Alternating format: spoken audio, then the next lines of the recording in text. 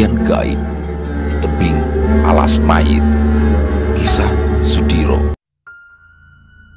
Sesampainya Sudiro di dusun Karang Ombo bersama Pade Samino, keduanya pun langsung menemui kepala dusun tersebut.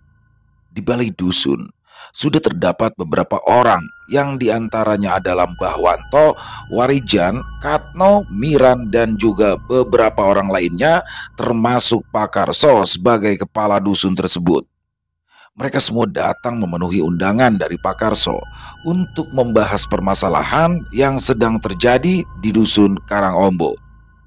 Kematian-kematian misterius yang terjadi dalam waktu berdekatan pun menjadi isu hangat yang membuat warga dusun sekitar menyebutkan jika pulung gantunglah sebagai penyebab kematian dengan cara gandir tersebut. Dengan menghadirkan Warijan, Katno, dan juga Miran sebagai saksi mata yang secara langsung telah melihat wujud bola api yang memiliki ekor dan terbang melayang menuju ke rumah calon korbannya. Selain ketiga pemuda itu, Pak Karso pun lalu meminta kepada Mbah Wanto untuk menceritakan tentang apa yang pernah dialaminya ketika sosok pulung gantung itu datang ke rumahnya. Apakah benar yang diceritakan oleh orang-orang tentang pulung gantung yang kalian lihat itu, Mas Warijan? Tanya Pak Karso dengan wajah sangat serius. Benar, Pakku. Saya, Katno, dan Miran itu melihat makhluk itu terbang melayang di atas rumah-rumah warga dusun Lor. Nah, sebelum melesat dan akhirnya jatuh ke rumah Mbah Wanto, ujar Warijan menceritakan apa yang memang benar-benar dilihatnya malam itu. Kami bertiga juga sempat bertemu Gogor atau harimau jadi-jadian di alas mayit, Pakku. Setelah itu kami disesatkan oleh Jogolono hingga tiba-tiba saja kami berada di dusun Lor dan melihat pulung gantung itu. Imbu Katno mengisahkan pengalamannya. Ya. Jadi malam itu kalian benar-benar mengalami 3 kejadian janggal, termasuk bertemu dengan Gogor dan juga pulung gantung itu, balas Pak Karso sambil memegang-megang janggutnya. Jadi sosok-sosok makhluk gaib itu bukanlah dongeng atau sekedar cerita dari para leluhur kita dulu. Mereka memang ada di sebuah tempat dan mereka memang dapat mengganggu manusia, termasuk juga menghabisi nyawa seseorang. Imbu Pak Karso sambil menghela nafas panjangnya. Setahu saya, tidak ada makhluk-makhluk yang akan menyakiti manusia jika mereka tidak merasa terganggu. Dan jika ada yang menyakiti manusia, bahkan sampai menyebabkan kematian, maka ada pihak yang memintanya, entah itu dukun atau orang-orang yang bersekutu dengan makhluk-makhluk gaib tersebut, ujar Sudiro yang langsung mengutarakan apa yang ia ketahui tentang hal-hal gaib. Jadi apakah menurut sampean pulung gantung itu adalah sosok makhluk yang sudah diminta oleh seseorang untuk mencelakai orang lain, Kang? Tanya Pak Karso yang dengan cepat dapat memahami apa yang baru saja disampaikan oleh Sudiro. Sejauh ini, saya belum menemukan alasan lain dari makhluk-makhluk gaib untuk mencelakai seseorang, kecuali mereka memang diperintahkan oleh seseorang yang telah bersekutu dengannya dan mengambil imbalan dari apa yang telah dikerjakannya itu, balas Sudiro dengan penuh keyakinan. Jika memang benar seperti itu, maka saya sebagai kepala dusun Karangombo meminta tolong kepada sampean untuk membantu warga dusun ini agar bisa terbebas dari bahaya makhluk-makhluk tersebut, Kang Sudiro, ujar Pak Karso yang langsung meminta bantuan kepada Sudiro. Setelah lama berbincang-bincang di balai dusun Karangombo, akhirnya warga yang hadir dalam pertemuan itu pun membubarkan diri. Tapi seperti mendapatkan sebuah petunjuk, Sudiro pun meminta kepada Pade Samino untuk mengajak Warijan dan Katno serta Miran ke rumahnya. Sudiro yang memang sudah dapat merasakan adanya hal janggal pun berniat untuk menanyakan lebih jauh lagi kepada ketiga pemuda itu tentang apa yang sudah mereka alami malam itu. Selain di alas mayit, apakah ada tempat yang dianggap wingit di daerah ini, Mas? Tanya Sudiro kepada Pade Samino setelah mereka sampai di rumahnya. Tebing alas wingit. Sebagian orang termasuk Mas Karso dan juga kepala dusun mempercayai jika tempat itu adalah tempat yang sakral yang juga dihuni oleh makhluk gaib yang melindungi dusun ini. Balas Pade Samino menjelaskan. Kalau begitu, siapa di antara kalian bertiga yang mau menghantarkan aku ke tempat itu? Tanya Sudiro kepada Warijan, Katno, dan Miran, ketiga pemuda desa yang memang dikenal memiliki keberanian besar dibandingkan pemuda-pemuda lainnya. Itu pun terlihat bingung untuk memberikan jawaban mereka, karena ketiganya tahu jika tempat yang sudah disebutkan oleh Pade Samino adalah tempat yang terkenal sangat angker, melebihi pemakaman umum Alas Mait. Kalau kalian tidak ada yang mau mengantarkanku, biar aku yang pergi sendiri ke tempat itu. Yang penting tolong beritahu aku arah menuju ke tebing Alas Wingit, ujar Sudiro lagi, yang semakin membuat Warijan, Katno, dan juga Miran terkejut mendengarnya. Maaf, Le, setahu kami selama ini ya belum pernah ada orang yang datang ke tebing Alas Wingit itu di malam hari, apalagi seorang diri, balas Warijan yang merasa heran dengan tujuan Sudiro. Kalau begitu, biar aku yang menjadi orang pertama yang datang ke tempat itu di malam hari seorang diri, balas Sudiro sambil tersenyum. Ya, kalau begitu, biar aku saja, Le, yang menemani sampean, ujar Katno yang membuat Warijan merasa tersaingi. Ya kalau gitu aku juga ikut, Le. Bukannya semakin banyak orang, maka akan semakin aman, saut Warijan yang sebenarnya tidak mau kalah dari Katno. Kamu pulang saja, Ran, gak usah ikut. Tempat itu berbahaya, Ibu Warijan yang langsung disambut anggukan kepala oleh Miran. Setelah jam menunjukkan pukul 11 malam, Sudiro yang diantar oleh Warijan dan Katno pun mulai beranjak pergi dari rumah Pade Samino untuk menuju ke tebing Alas Wingit. Walaupun belum tahu tentang apa yang akan dilakukan oleh Sudiro di tempat yang cukup wingit dan dijadikan tempat untuk melakukan ritual-ritual khusus, tapi baik Warijan maupun Katno tetap bersemangat untuk membantu Sudiro. Begitu juga dengan Sudiro. Walaupun dirinya mampu untuk pergi dengan cepat ke tebing Alas Wingit, bahkan tanpa harus meninggalkan tempatnya berada atau dengan cara meraga sukma, tapi Sudiro lebih memilih pergi langsung ke tempat itu berada dan membawa serta dua orang pemuda desa dan akan menunjukkan sesuatu di sana. Sudiro yang sangat berhati-hati pun sudah memasangkan pelindung diri pada tubuh Warijan dan Katno, sehingga jika ada makhluk gaib yang tiba-tiba saja datang dan menyerang, mereka akan aman sementara. Memangnya di tebing Alas Mati itu ada apa ya, Le? Kok sampean pengen sekali datang ke sana? Tanya Katno yang penasaran dengan apa yang akan dilakukan oleh Sudiro. Aku merasa jika ada seseorang yang sudah mengikat perjanjian dengan makhluk-makhluk gaib yang ada di daerah sekitaran sini. Jadi aku akan memastikan siapakah orang yang sudah tega menumbalkan orang lain yang bahkan tidak pernah melakukan kesalahan apapun kepada orang itu. Loh, jadi menurut sampean itu memang ada orang yang dengan sengaja menjadikan Pak Warman dan yang lainnya itu sebagai tumbal ya, Le? Tanya Warijan dengan cepat.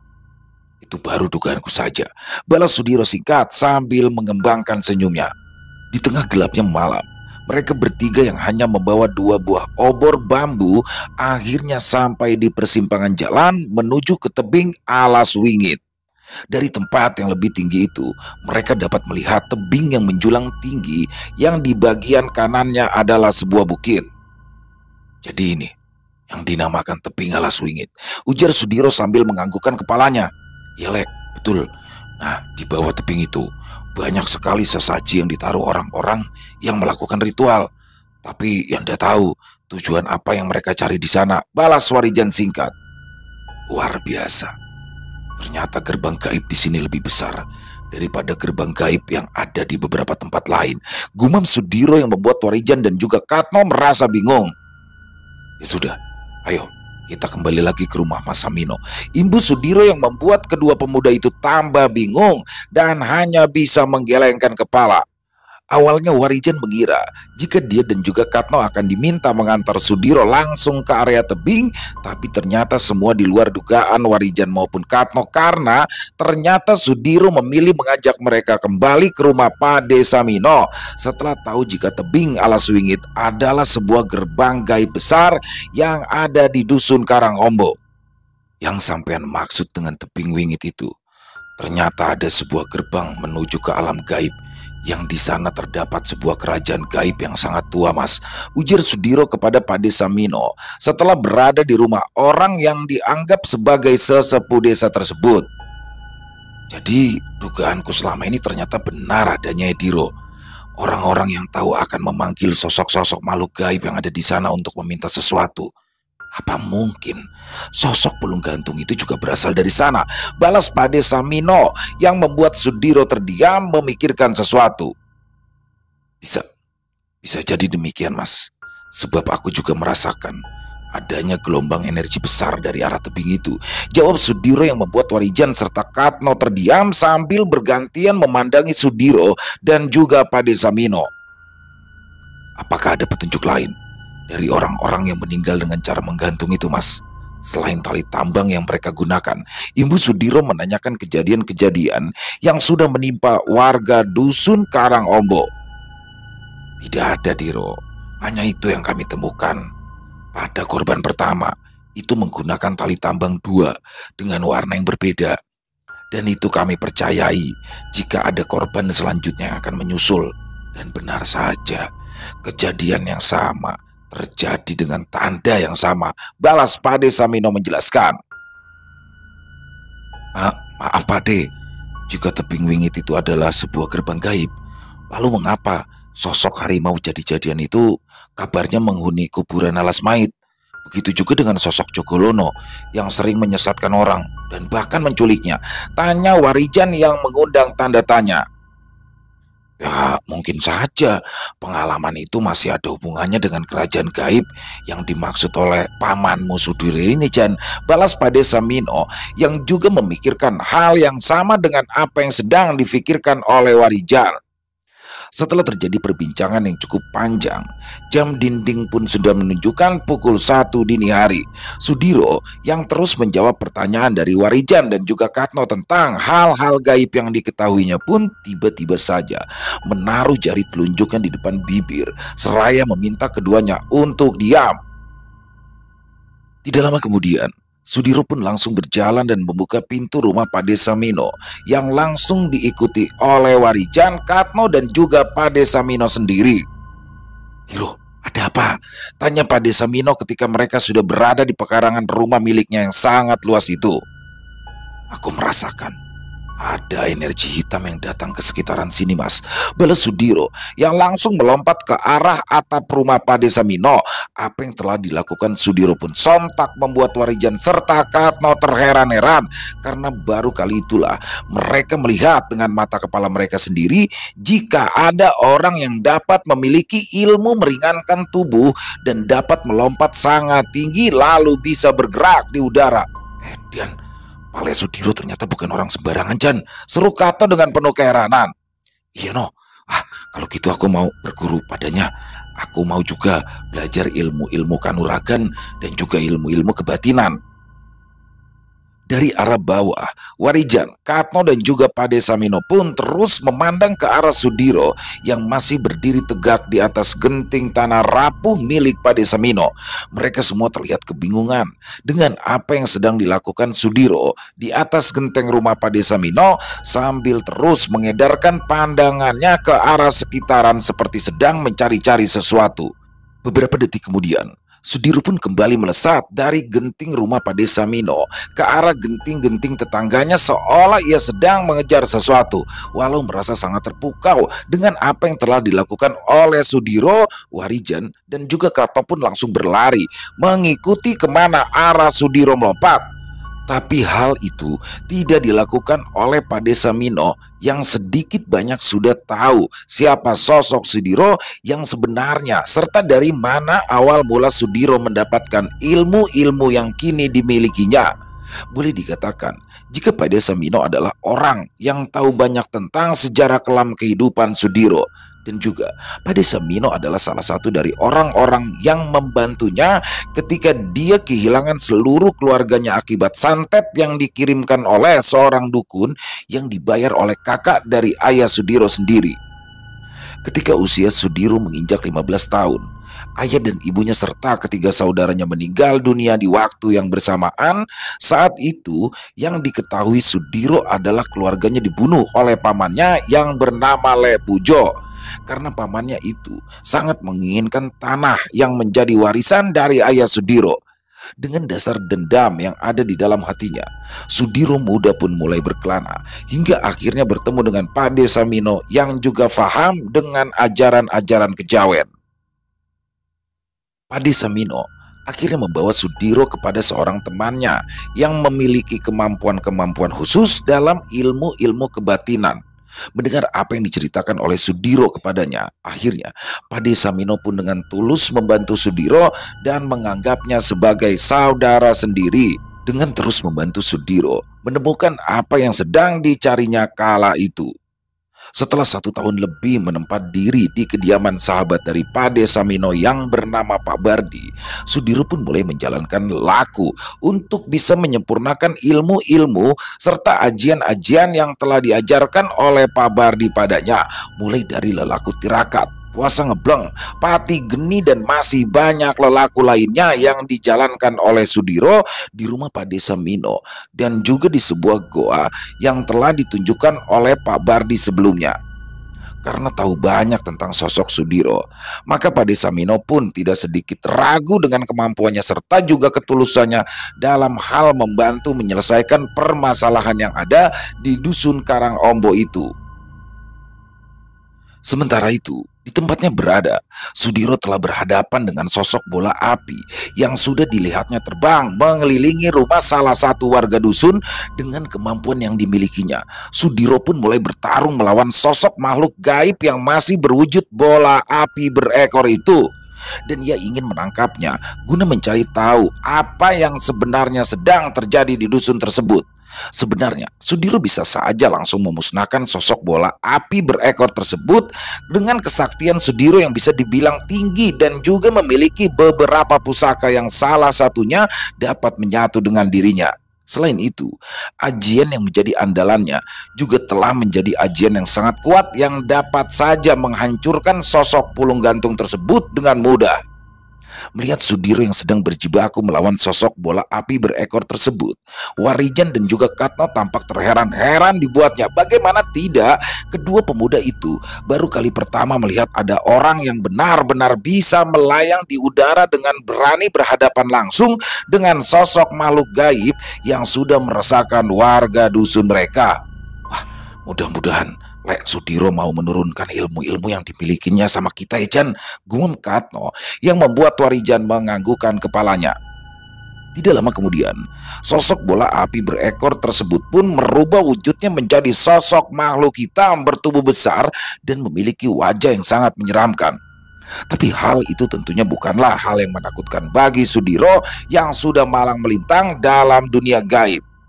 Walaupun dapat menguasai jalannya pertempuran itu, tapi Sudiro masih belum dapat menemukan cara untuk bisa menangkap sosok makhluk gaib yang memiliki barisan gigi-gigi tajam dan juga taring yang sangat panjang itu. Hingga akhirnya sosok Tirta Bagia yang ada di dalam tubuh Sudiro pun menawarkan bantuan untuk menangkap sosok makhluk gaib yang menjadi lawan Sudiro itu. Apalagi yang ingin kau lakukan, Diro? Sebaiknya biar aku lilit tubuh dari makhluk itu sebelum ia melarikan diri, ujar sosok Tirta Bagia. Baiklah Ki, keluarlah dari dalam tubuhku, tangkap makhluk itu dan bawa ke tempat yang aman. Nanti aku akan menyusulmu, ujar Sudiro melalui telepatinya. Tidak ingin menunggu lagi, sosok ular merah yang sangat besar pun keluar dari dalam tubuh Sudiro. Sosok Tirta Bagia yang selalu tidak sabar untuk membantu jika Sudiro sedang bertempur itu pun langsung melesat dan melilit tubuh dari sosok makhluk hitam yang memiliki daun telinga runcing dan panjang tersebut. Setelah itu, Tirta Bagia pun membawa pergi makhluk gaib yang sudah tidak berdaya itu ke tempat yang telah ditunjukkan oleh Sudiro sebelumnya. Ayo pulang, Kalian kenapa pada melongo di sini? Ujar Sudiro yang sontak membuat Warijan dan Katno terkejut bagaimana tidak. Mereka berdua yang belum lama melihat Sudiro masih bertarung melawan sosok makhluk gaib yang juga pernah mereka berdua lihat sebelumnya itu, kini sudah berada di belakang mereka dengan sangat cepat. Walah, kaget aku, Lek. Sampean itu memang benar-benar sakti ya, Lek. Seru Warijan yang sangat terkejut melihat Sudiro sudah berdiri di belakangnya kala itu. Setelah kembali ke rumah Pak Desa Mino, Sudiro pun langsung membaringkan tubuhnya di atas dipan bambu yang ada di ruang tamu rumah dengan bangunan joglo tersebut. Warijan dan juga Katno yang juga sudah merasa sangat mengantuk pun ikut merebahkan diri di dipan yang ada di depan meja yang posisinya tidak jauh dari tempat Sudiro berada. Tidak lama kemudian, Sudiro pun melepas sukmanya. Ia segera menyusul Tirta Bagya ke sebuah tempat yang pernah menjadi tempat Sudiro melakukan tapapati geni dulu. Sesampainya di sana, Sudiro pun langsung menanyakan apa tujuan dari sosok makhluk berwujud seperti kera dengan jemari panjang serta memiliki kemampuan untuk merubah wujud menjadi sosok bola api itu. Benarkah kau yang telah menyebabkan beberapa warga dusun Karang Ombo meninggal dunia dengan cara gandir? Tanya Sudiro kepada sosok makhluk yang masih berada dalam lilitan ular besar berwarna merah menyala itu. Lebih baik aku musnah daripada aku harus mengatakan apa yang tidak seharusnya kau ketahui manusia, ujar sosok makhluk menyeramkan itu dengan sangat ketus. Aku bisa saja memusnahkanmu sedari tadi jika aku mau. Tapi kalau kau ingin menguji kesabaranku, kau harus merasakan apa itu yang namanya rasa sakit, balas Sudiro dengan dingin. Setelah itu, Sudiro pun langsung menggunakan ajian Sindung Geni dengan mengubah tanah yang ada di sekitaran menjadi butiran api yang perlahan-lahan bergerak ke arah telinga, hidung, dan juga mulut dari makhluk tersebut. Walaupun kau juga memiliki energi dan kekuatan api, sekarang kita cari tahu api siapa yang lebih panas dan mematikan, ujar Sudiro dengan wajah bengisnya. Tidak lama kemudian, sosok makhluk gaib yang tidak lain adalah sosok Pulung Gantung itu pun mulai menjerit kesakitan tatkala butiran tanah yang merah membara dan sangat panas itu mulai masuk ke dalam setiap lubang dari tubuh makhluk tersebut. Hentikan, ampuni aku wahai manusia. Aku akan menuruti apa yang kau perintahkan. Jangan kau siksa diriku seperti ini. Ampun, ujar sosok makhluk hitam tersebut. Mendengar apa yang telah dikatakan oleh sosok makhluk gaib tersebut, Sudiro pun segera menghentikan ajian Sindung Geni miliknya dan dengan seketika sosok makhluk gaib itu pun berhenti merintih dan terlihat tertunduk lemah di lilit tubuh Tirta Bagya yang sangat besar. Lepaskan dia, Ki, pinta Sudiro kepada sosok Tirta Bagya, dan tanpa menunggu lagi, Tirta Bagya pun melepaskan lilitannya dari tubuh makhluk yang kini sudah menyerah kepada Sudiro itu. Dan setelah beberapa saat kemudian, Sudiro pun mulai menanyakan apa yang sebenarnya terjadi pada warga dusun Karangombo. Siapa namamu, Ki? Apakah kau tidak dapat merubah wujudmu menjadi sosok yang lebih enak untuk dilihat? Tanya Sudiro membuat sosok makhluk gaib tersebut tertunduk diam. Namaku adalah Karanggeni, Tuan. Aku hanyalah pesuruh dari kerajaan Giri Pawaka, jawab sosok Karanggeni. Apakah tugasmu itu membawa sukma-sukma dari orang-orang yang tidak berdosa itu, Karanggeni? Tanya Sudiro dengan wajah murkanya. Aku hanya menjalankan perintah saja, Tuan. Tuan Batara Pawaka yang memintaku membuat orang-orang itu mati, karena sejatinya ada seseorang yang sedang bersekutu dengan Batara Geni, raja dari Giri Angin, jawab Karanggeni dengan lugas. Jadi, orang-orang yang meninggal dengan cara menggantung diri mereka itu memang benar ulahmu, Karanggeni? Tanya Sudiro yang merasa sangat geram. Benar Tuan, jawab Karanggeni singkat.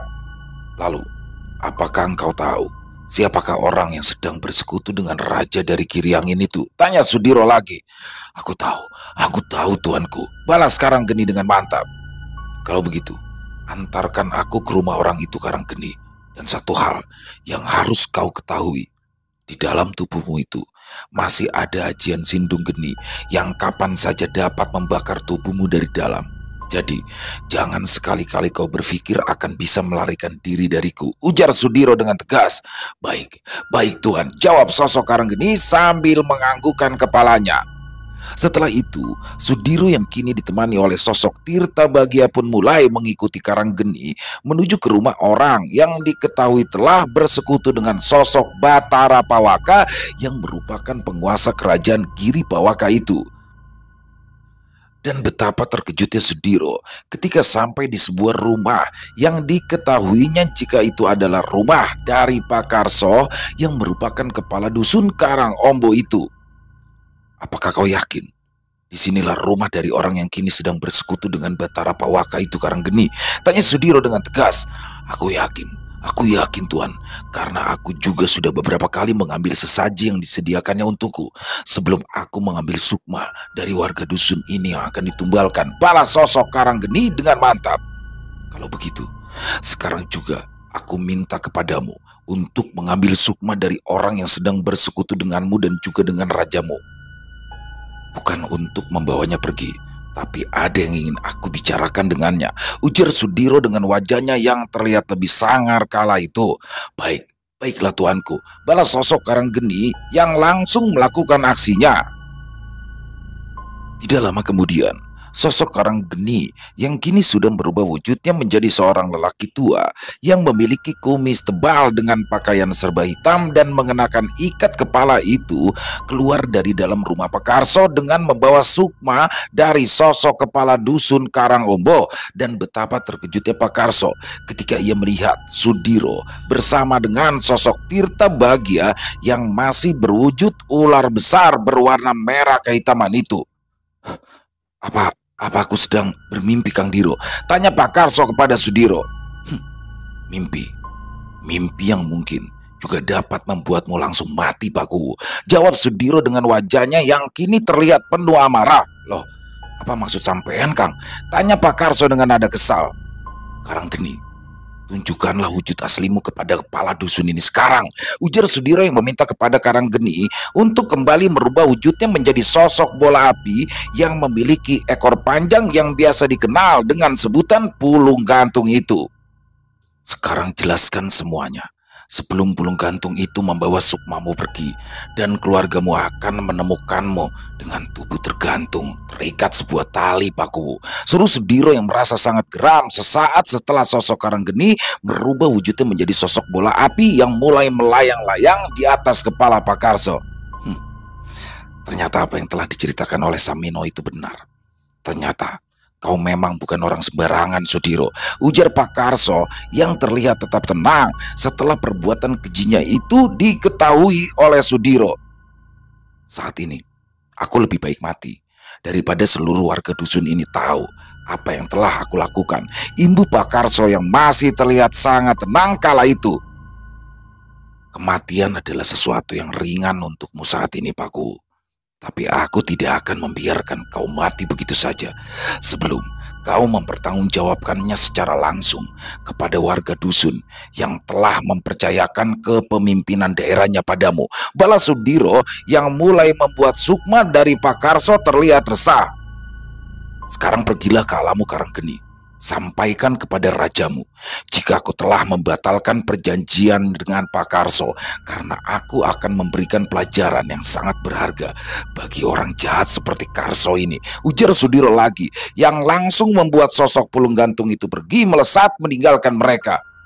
Dan kau akan tetap hidup, Pakku, tapi aku akan membuatmu duduk terpaku meratapi nasibmu di kursi pesakitanmu, imbu Sudiro yang langsung mengeluarkan ajian tali geni yang langsung mengikat kedua kaki dari sukma Pak Karso setelah mengembalikan sukma Pak Karso ke dalam tubuhnya.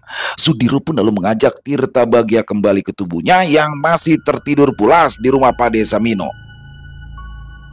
Sudiro pun langsung terbangun beberapa saat sebelum Warijan dan juga Katno terbangun dari tidurnya. Bagaimana, Diro? Apa sudah ada petunjuk dari permasalahan yang sedang terjadi di dusun ini? Tanya Pak Desa Mino yang tahu jika Sudiro sudah melakukan sesuatu untuk membantunya dan juga warga dusun Karangombo. Tunggu saja, Mas. Sebentar lagi akan ada orang yang datang ke sini untuk mencari kita, balas Sudiro yang langsung meminta izin untuk pergi ke kamar mandi. Ketika Sudiro dan juga Pade Samino serta Warijan dan Katno sedang menikmati singkong rebus dan juga teh manis panas, datanglah dua orang lelaki yang ternyata adalah orang yang diminta oleh keluarga Pak Karso untuk meminta Sudiro dan juga Pade Samino sendiri datang ke rumahnya. Kedua orang yang bernama Mikan dan Dikin itu menceritakan jika saat ini Pak Karso mengalami kelumpuhan dan tidak dapat berjalan. Karena hal itulah Pak Karso pun meminta Sudiro untuk datang ke rumahnya untuk bisa menyembuhkan penyakitnya yang tiba-tiba saja terjadi. Apa yang sebenarnya telah terjadi, Diro? Tanya Pade Samino yang merasa sangat penasaran. Nanti sampean akan tahu sendiri dari mulut kepala dusunmu itu, Mas, balas Sudiro dengan tenang. Setelah menghabiskan sarapan paginya, Pade Samino, Sudiro dan Warijan serta Katno pun langsung mendatangi kediaman Pak Karso bersama Mikan dan Dikin. Dan sesampainya mereka di rumah kepala dusun yang juga telah ramai dengan keluarga besar dari Pak Karso dan juga istrinya itu, Pade Samino, Warijan dan Katno pun dibuat terkejut kala melihat kondisi Pak Karso yang terlihat lemah tidak berdaya di atas tempat tidurnya. Selain kedua kakinya yang sama sekali tidak dapat digerakkan, Pak Karso pun juga tidak dapat bangun dari tidurnya karena tubuhnya serasa lemah dan tidak memiliki tulang untuk menopang. Tolong aku, Diro, tolong.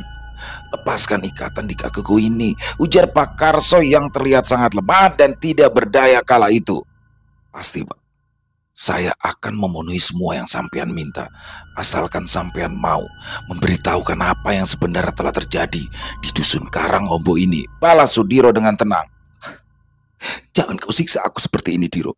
Ampunilah aku, ujar Pak Karso yang mulai menyudutkan Sudiro. Seketika itu juga seluruh mata tertuju ke arah Sudiro dan menyangka jika Sudiro telah berbuat jahat kepada orang baik yang juga merupakan kepala dusun tersebut.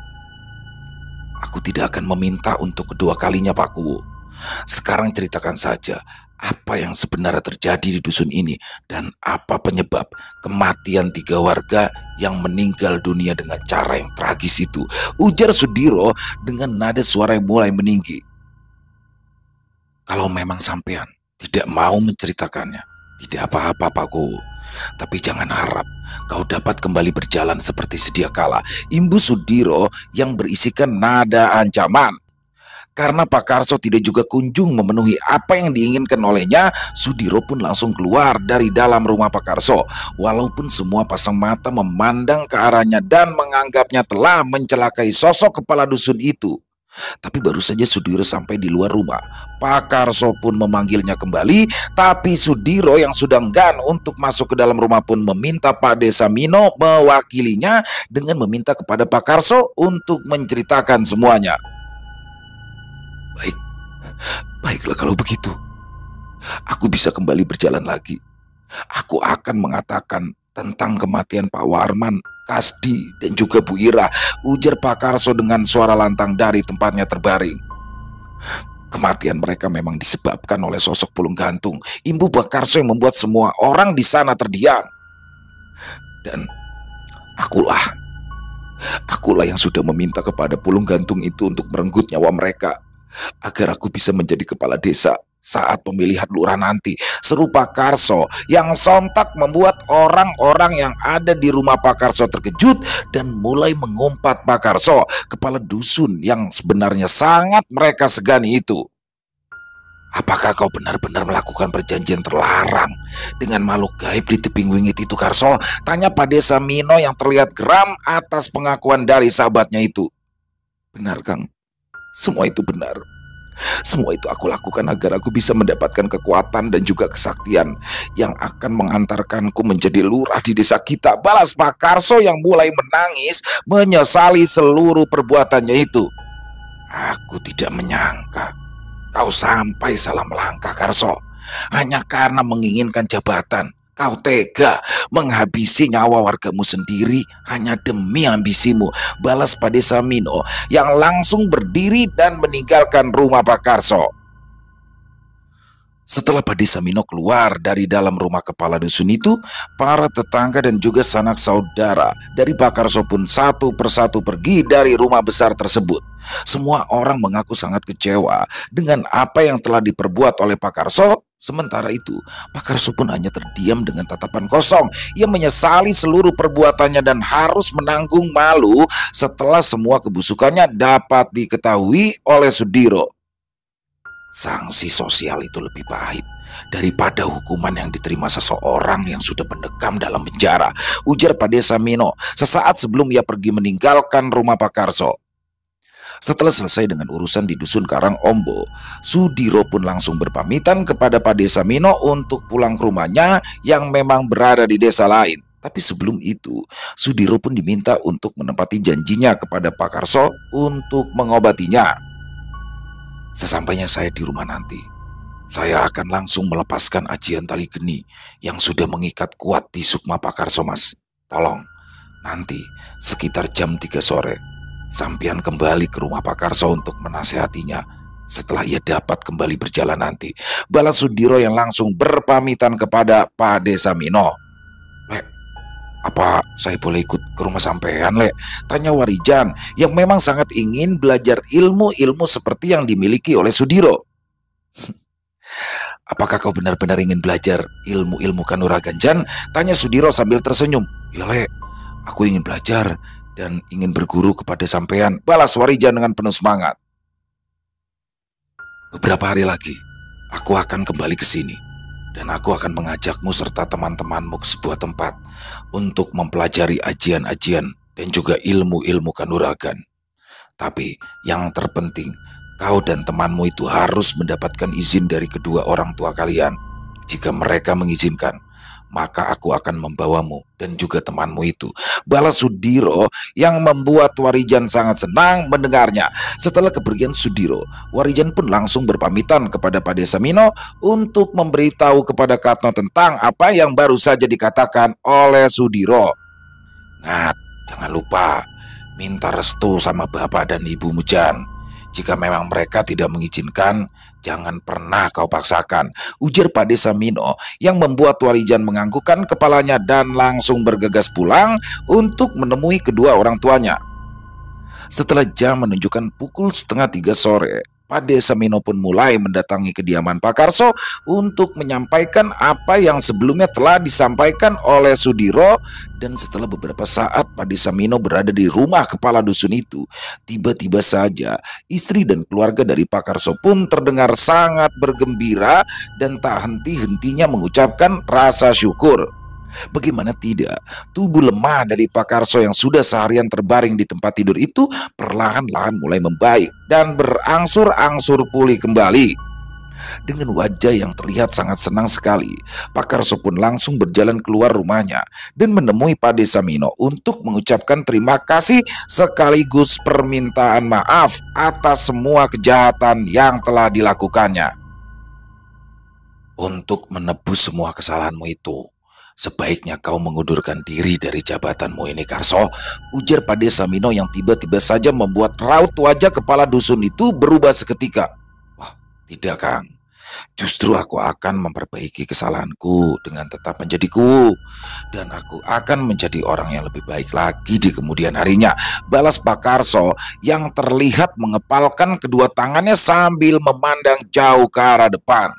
Ya, kalau memang menurutmu itu lebih baik, maka aku pun tidak dapat membantahnya, Karso.